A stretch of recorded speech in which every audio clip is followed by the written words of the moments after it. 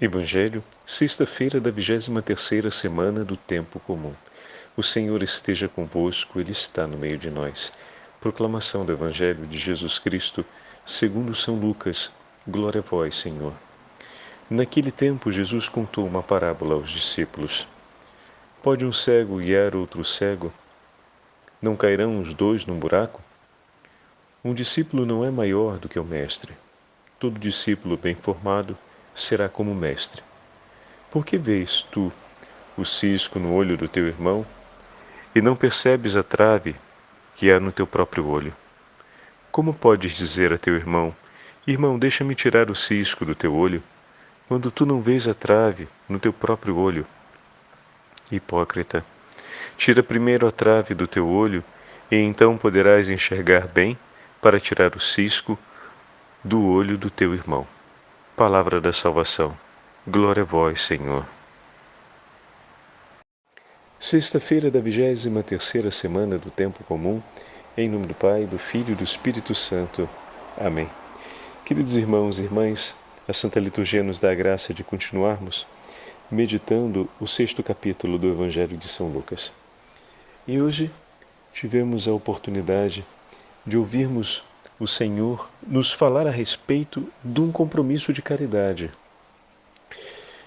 Para poder guiar o teu irmão, é necessário, primeiro, permitir que Deus cuide dos teus olhos, ou seja, de que seja tirada a trave dos seus olhos, para que você consiga conduzi-lo. Como o Padre já teve a oportunidade de falar em outros momentos, deixar-se cuidar por Deus é fundamental para cuidar no amor e na caridade de nossos irmãos e irmãs. Hoje nós temos dois santos que nos falam sobre isso. Primeiro, um beato, para dizer a verdade, Frederico Ozanam, que juntamente com seus companheiros, inspirados por Deus, deram início a uma grande obra que nós vamos conhecer como os Vicentinos, pela caridade em favor dos pobres, mas com uma característica muito clara: homens que se deixassem conduzir primeiro por Deus. O objetivo não era simplesmente realizar a caridade, mas tornar-se homens e mulheres de caridade. Um passo que foi muito firme, dado por eles, foi aquele de não deixar perder o caráter laical da conferência que estavam criando, mas, sobretudo, por nada permitir que os corações se afastassem do ensinamento da fé e do significado da caridade evangélica, de maneira que tudo o que cumprisse fosse uma resposta efetiva e uma expressão clara da caridade com a qual o Senhor ama e cuida de sua igreja. E desse modo, pelos gestos, se conheceria o que está gravado no fundo de seus corações, o que está marcado em suas almas. Meus irmãos e minhas irmãs, que grande decisão, a decisão desses jovens, que depois se torna a decisão de uma inteira família, digamos assim, de vida espiritual e, ao mesmo tempo, de vida pastoral. Quando o Papa João Paulo II faz a beatificação deles, é de Ozanam, melhor dizendo, faz essa referência para o homem do nosso tempo. A referência que esse beato nos traz é daquele que tomou uma decisão firme de aplicar a sua vida para fazer Cristo conhecido no mundo através da caridade. O seu anúncio evangélico são as mãos da caridade. E há pouco tempo celebramos Santa Madre Teresa de Calcutá.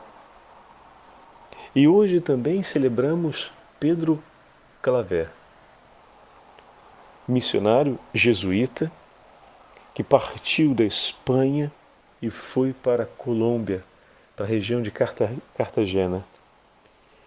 e ali viveu a sua vida, fazendo inclusive um voto de ser servo dos mais pobres, que naquele momento eram os negros trazidos da África para serem escravizados, para trabalharem, ou melhor, eram trazidos da África já na condição de escravos, para trabalharem forçados nas lavouras daquela região da Colômbia.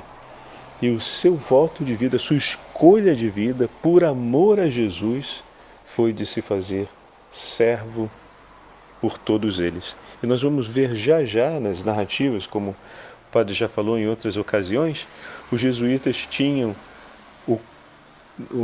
tudo muito documentado, de maneira que todos os trabalhos e empenhos em forma de diário e de narrativa regular eram sempre reportados aos superiores e enviados a Roma, de maneira que se pudesse manter um contínuo conhecimento de todas as obras e ações que estavam acontecendo nas regiões de missão. Isso era importante não apenas para notificar o Santo Padre, mas para que se pensasse sempre de maneira regular, segundo a necessidade local, a preparação dos novos missionários que seriam enviados para lá. Então, quais eram as características marcantes daquela região, para saber se transferia-se um membro de uma determinada região com competência suficiente para aquela situação, ou se começavam a preparar novos sacerdotes e capacitavam eles com as competências ajustadas para poder enfrentar aquele tipo de missão naquela região.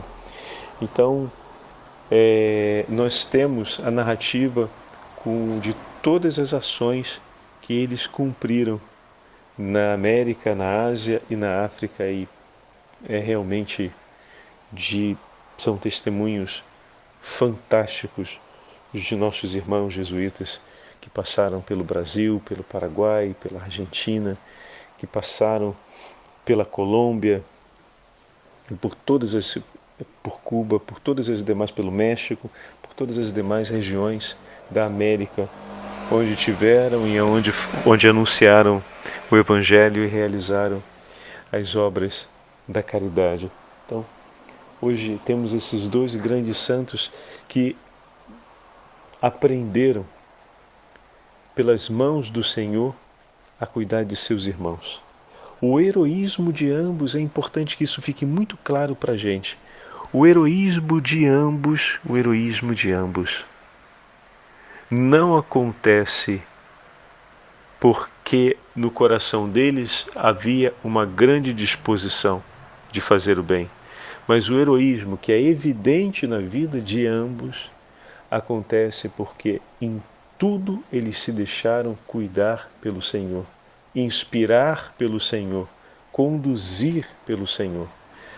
Ambos viveram momentos difíceis e precisaram tomar decisões que não eram em nada fáceis para poder manter o propósito a qual endereçaram a vida, o propósito de amar o próximo, o propósito da caridade.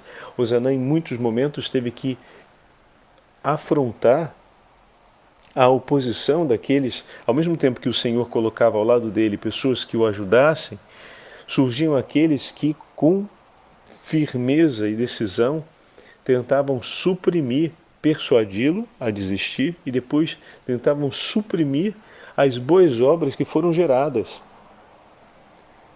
e colocar-se ali em uma condição de sofrimento, porque eles não se tornaram um violento contra os violentos, mas permaneceram amando aqueles que não os amaram e permaneceram ao lado daqueles que muitas vezes, tendo recebido tanto da parte deles, não reconheceram nada do que fizeram e mesmo assim continuaram amando, cuidando e se propondo ao bem dessas pessoas, sem pagar o mal com o mal. Da mesma forma, no 1600, São Pedro Claver foi perseguido duramente por aqueles que viam os cuidados que ele devotava aos moribundos, a forma como ele cuidava daqueles que terminavam abandonados por conta das doenças e da invalidez e entregues à morte, e ele se colocava ao lado deles e entregava tudo de si para cuidar dessas pessoas, e vinha severamente perseguido por causa disso e permanecia ali firme. Essa firmeza interior, ela nasce da certeza de que Deus está com ele. Mas de onde vem essa certeza?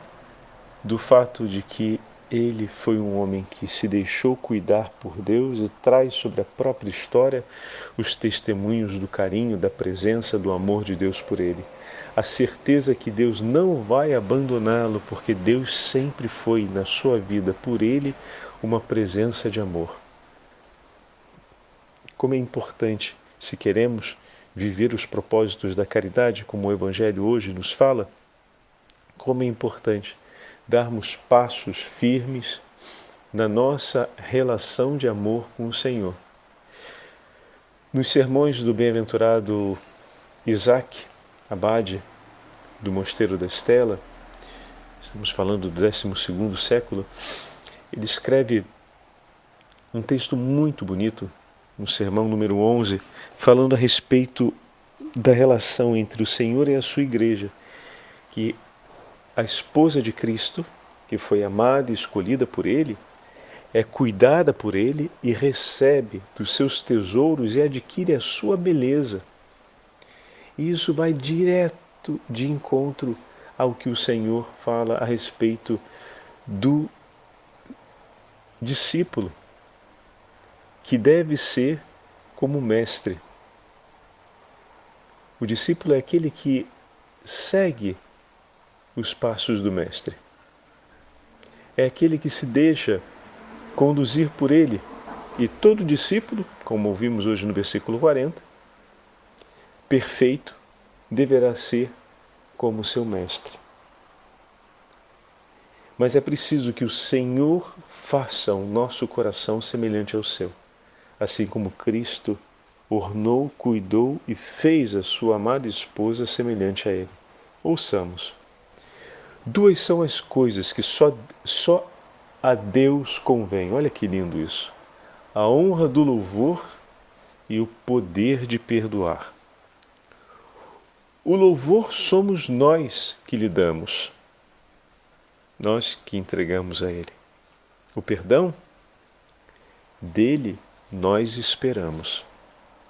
Pertence somente a Deus perdoar os pecados, por isso Ele deve ser louvado com toda a nossa força. Mas tendo desposado o onipotente a fraqueza, o excelso a humildade, da escrava fez uma rainha.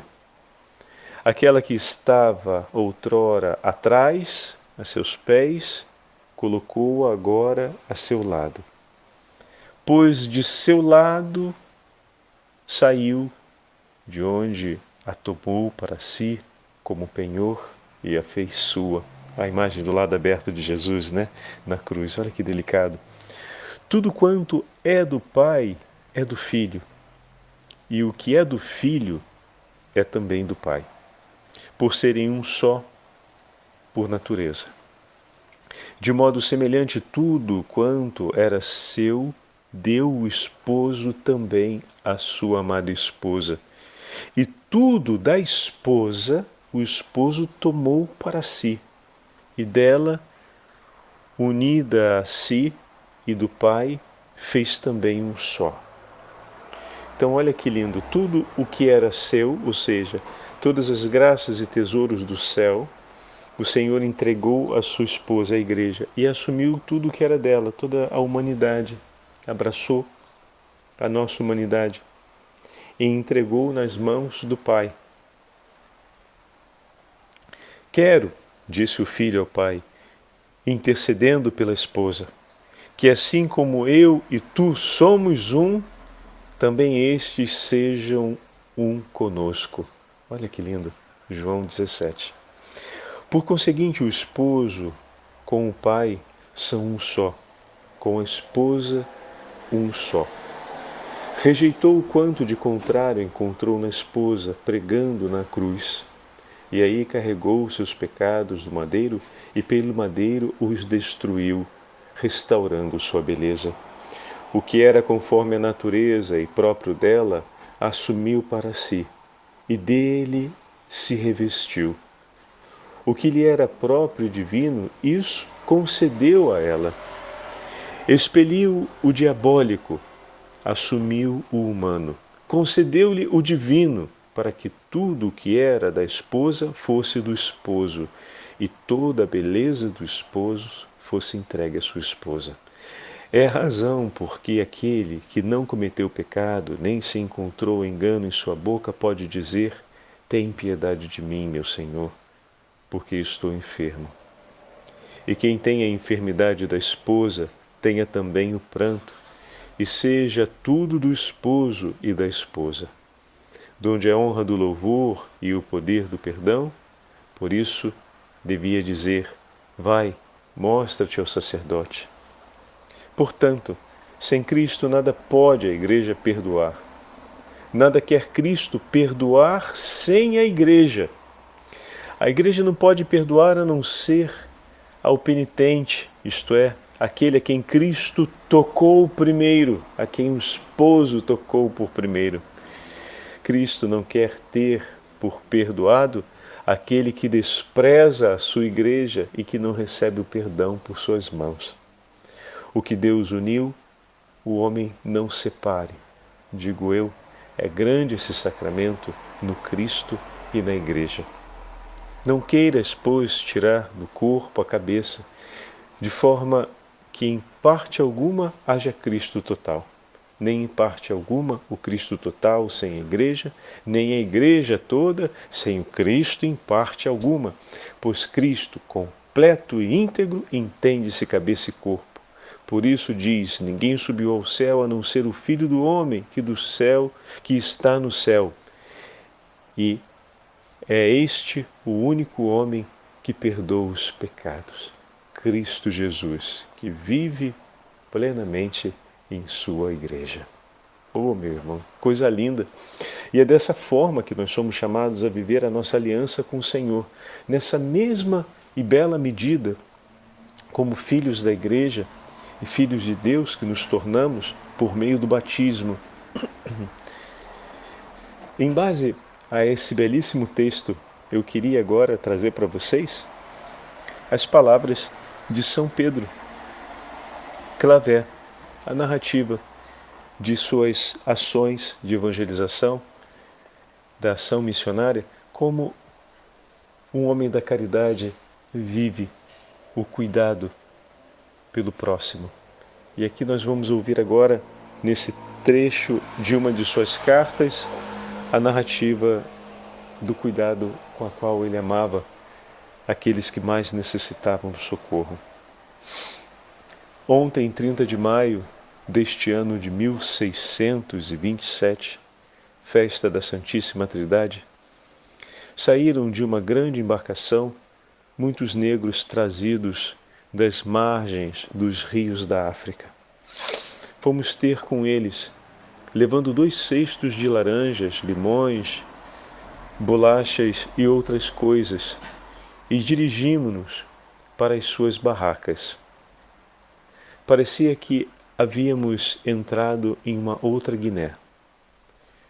Tivemos de atravessar por entre grande multidão até chegar àqueles que estavam doentes, que eram muito numerosos e estavam deitados no chão úmido e lamacento. Alguém se lembrou de os entulhar sobre fragmentos de telhas e tijolos para diminuir a umidade que havia naquele chão. Tal era a cama desses pobres infelizes, que além disso estavam nus sem qualquer roupa que os protegesse. Tiramos então as nossas capas e fomos buscar tábuas para fazer um estrado onde pudessem ser colocados. Depois, forçando o caminho por entre os guardas que de mau humor se dispunham, para ali transportarmos os doentes. Em seguida, os distribuímos em 2 grupos. De um grupo encarregou-se o meu companheiro com um intérprete, do outro encarreguei-me eu mesmo. Entre eles havia 2 quase morrendo. Estavam frios e mal se lhes sentia o pulso.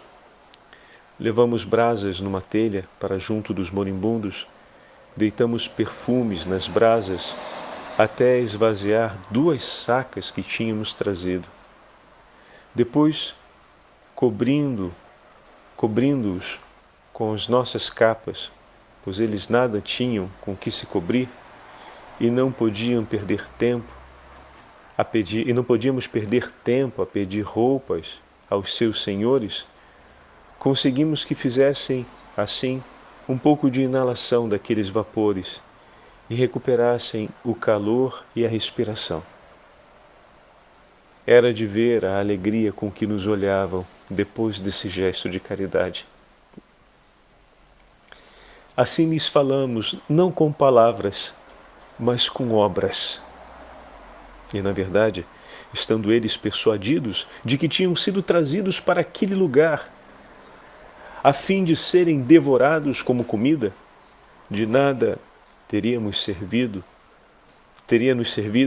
outros discursos. Olha que interessante, meus irmãos. Eles pensavam que tinham sido levados ali para serem mortos e para serem canibalizados.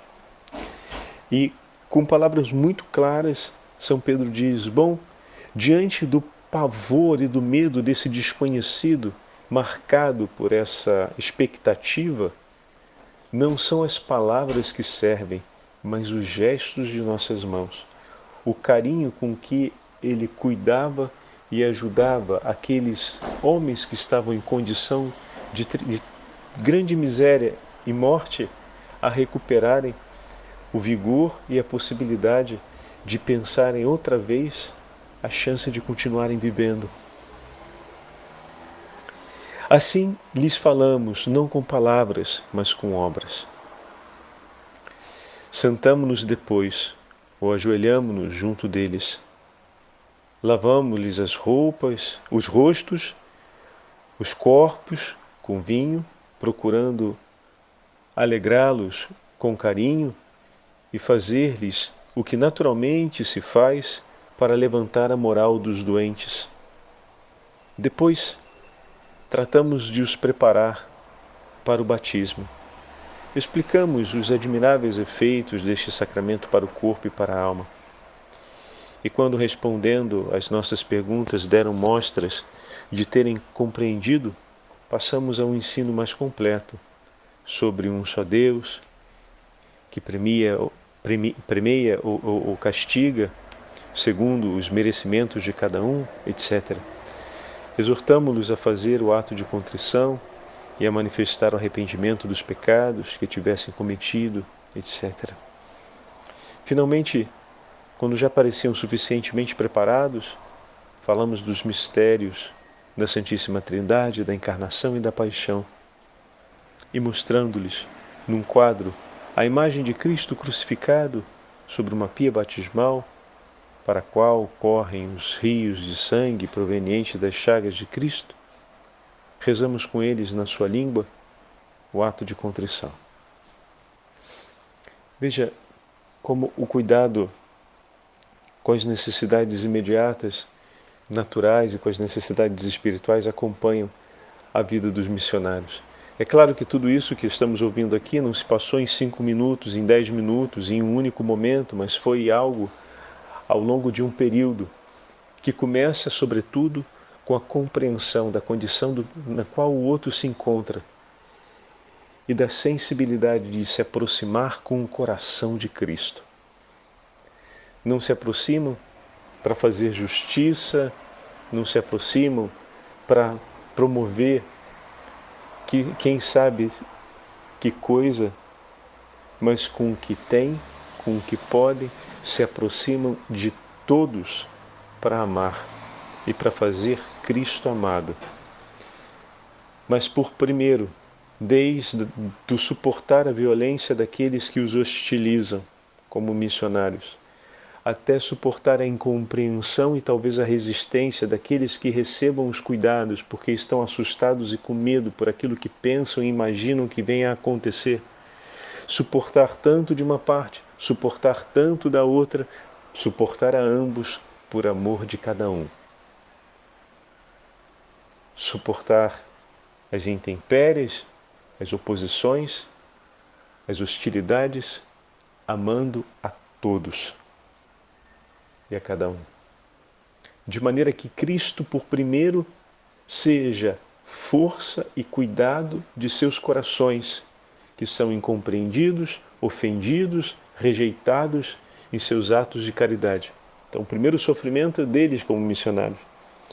É preciso deixar Cristo cuidar disso, para que eles possam, então, oferecer ou perseverar na oferta do amor que o Senhor inspirou no coração deles.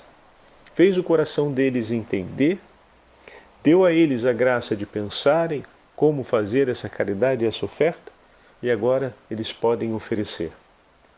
Mas eles só conseguem oferecer esse cuidado de caridade porque estão deixando Cristo cuidar deles, em seus sofrimentos e suas dores. Os nossos sofrimentos e as nossas dores não são causa de impedimento para o exercício legítimo da caridade. Quando Cristo cuida desses sofrimentos e nós os vivemos por amor a Ele e entregamos a Ele. Mas se não o entregarmos, muito provavelmente essas dores se tornarão impedimentos e dificuldade para que a gente continue perseverando. Então, mais uma vez, a gente ouve esse mesmo ensinamento. É preciso falar sobre as dores e as frustrações que a vida nos traz e nos causa para poder continuarmos obedecendo aquilo que o Senhor pede ao nosso coração, que nesse caso é a obra de caridade. Assim voltamos lá naquela imagem que falamos alguns dias atrás, recordando nosso Senhor sobre o barco que diz a Pedro: faz ao largo, vai um pouco mais para dentro com o barco e joga novamente as redes. E Pedro, e o Padre falava isso para vocês, né? Pedro precisava colocar diante do Senhor 3 coisas para que ele conseguisse obedecer. Ele precisava falar das memórias ruins que naquela hora que pensava em obedecer o Senhor vinha no seu coração, as frustrações e os sofrimentos que já tinha acumulado nessa vida e que traziam um medo de poder sofrer e se frustrar novamente, e por fim assumir que a palavra do Senhor é maior do que a sua, declarar que a sua condição de ver e de compreender é menor do que a do Senhor e aderir ao que Ele diz. Então, dessa mesma forma, os nossos missionários fizeram e faziam todos os dias, e também precisamos deixar que o Senhor cuide de nós, para que a gente possa cuidar daqueles que Ele pede. O Senhor esteja convosco, Ele está no meio de nós, pela intercessão de todos os santos jesuítas do Senhor, pela intercessão de todos os beatos da caridade, do beato Frederico Ozanam e de Pedro Claver e seus companheiros, e da Beatíssima Virgem Maria, Mãe da Caridade, abençoe-vos o Deus Todo-Poderoso, Pai, Filho e Espírito Santo. Amém.